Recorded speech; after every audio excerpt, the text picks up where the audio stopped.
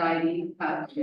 She's also the secretary of Students for Justice for Peace, and she is graduating this year with a bachelor's in health sciences from Cleveland State University. From there, she left to go on to PA school to then provide medical services overseas.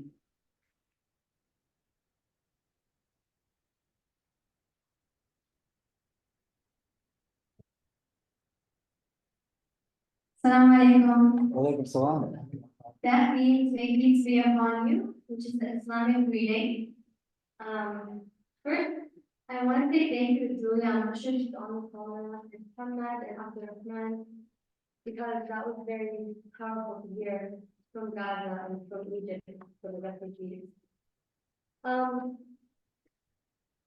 So we gather here today and we acknowledge the harmony between communities. We may not have the same values or beliefs or morals, but that doesn't prevent us in the slightest from standing shoulder to shoulder in the face of oppression. Colonialism has its shackles on almost every part of this earth. But our humanity and us coming together will always be stronger, because we have something which they do not, and that's morality. They have no type of morals. Today, I personally represent the Palestinian and Muslim community, as so do others in this room. But I want to start by talking about the Prophet Muhammad. War is usually ugly and horrific, and atrocities are the only thing that can come out of it. But sometimes you do need to fight for what's right. So I want to outline something that I personally find really beautiful of Islam. And that's the rules of war. So the Prophet Muhammad laid out 14 rules for us. Do not harm a tree. Do not mess with nature. Do not kill a child. Do not kill the elderly. Do not kill a woman. Do not harm a woman. Do not destroy a temple, a synagogue, or a mosque. Or a church. Do not destroy buildings. Do not kill those who have surrendered. Do not kill one that is running away from you. Do not harm the sick. Do not harm a monk, a priest, or a rabbi. Be good to the prisoners and feed them. Do not disfigure the dead, and do not enforce your religion. This is the morality that we've seen in our faith, and I think that is one of the most beautiful things about our faith. And a lot of colonialism and colonization has lacked all of this, and we have seen every single one of these crimes, including what's happening in Gaza. It's a genocide, and they have not only targeted people, they have targeted trees, and they have targeted the land, which is sacred. And to many, that is worse than having lives lost, because that land is special. So I want to recite to you one of my favorite chapters in the Quran, and then I'm going to explain the correlation and the beauty of this chapter with current events.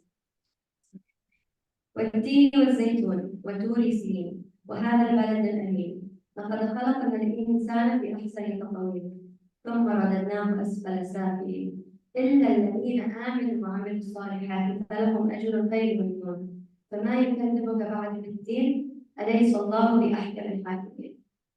So by coincidence, the first verse is by the fig and the olive tree, which refers to Palestine, because the fig and the olive tree are very prevalent in the land. By Mount Sinai and by the Celestity, referring to Egypt, the land of Moses, and Arabia, the land of Prophet Muhammad, peace and blessings be upon them all. Palestine is also the land of Christ.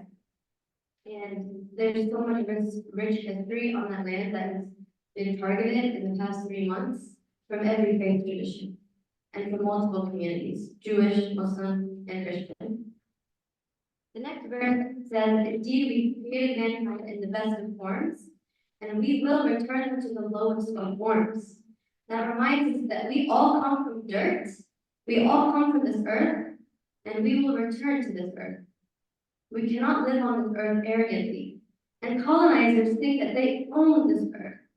They own our country, they own our people, they own our customs. But we all came from it, and we all will return to it. The next verse goes on, except those who believe and did righteous deeds, for them is a reward uninterrupted.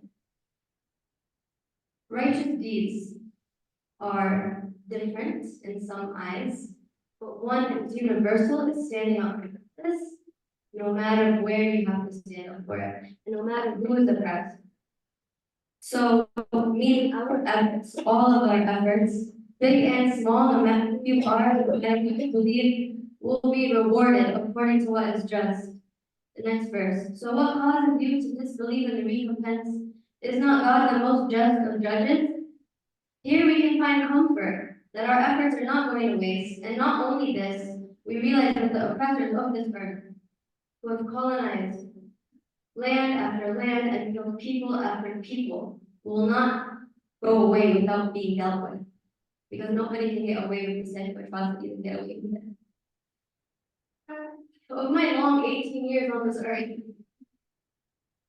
I have seen more resilience coming out of Palestine than I think I've ever seen in my life. They believe in God and they believe in a judgment day, and they believe that their reward will be in full for what they have patiently endured.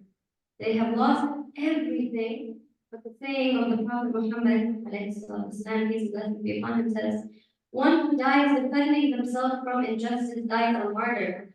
And we know that martyrs have a special rank with God. They were chosen to endure the horrors of this life in order to receive the most beautiful, unimaginable reward.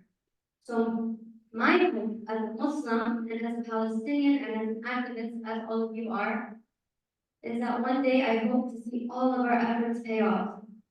I hope to meet a child in Palestine on Judgment Day, who has been killed, whose family has been killed and lost everything.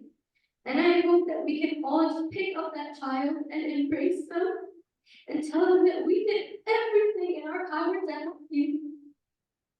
I hope to be forgiven for the laziness and inability that we come across as activists.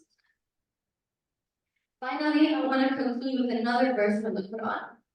O you who believe, uphold justice and bear witness to God, even if it is against yourselves, your parents, your close relatives. Whether the person is rich or poor, God will best take care of both. Refrain from following your own desires so that you can act justly. And if you distort or neglect justice, God is fully aware of what you do. So I commend you all for being here and representing justice, representing your communities and sharing your stories. And one day, I hope to see all of our efforts pay off, be a liberated Palestine and a liberated world. Thank you.